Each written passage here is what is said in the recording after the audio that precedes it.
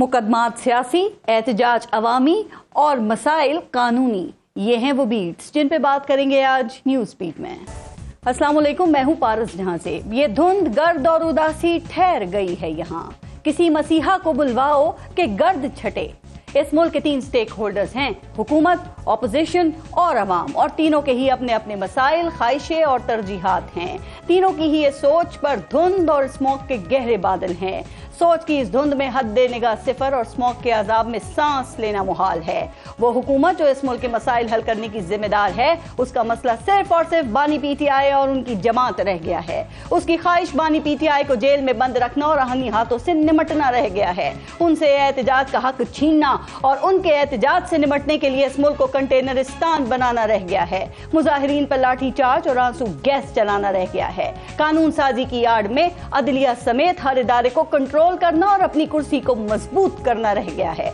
दूसरी अहम stake holder opposition यानी पाकिस्तान तहरीक इंसाफ है। उसकी सियासी सोच भी धुंध ज़दा है। उसका मसला भी अवाम की तर्जुमानी से कहीं ज्यादा बानी पीटीआई को जेल से रिहा करवाना और एहतजाज और सिर्फ एहतजाज ही रह गया है। इस मुल्क में बेयकीनी और अदम इस्तेहकाम पैदा किए रखना रह गया है। पार्लियामेंट में तामीरी ऑपोजिशन के बजाय सड़कों पर तकरीबी सियासत रह गया है और अब एक बार फिर मारो या मर जाओ की कॉल की तैयारी हो रही है।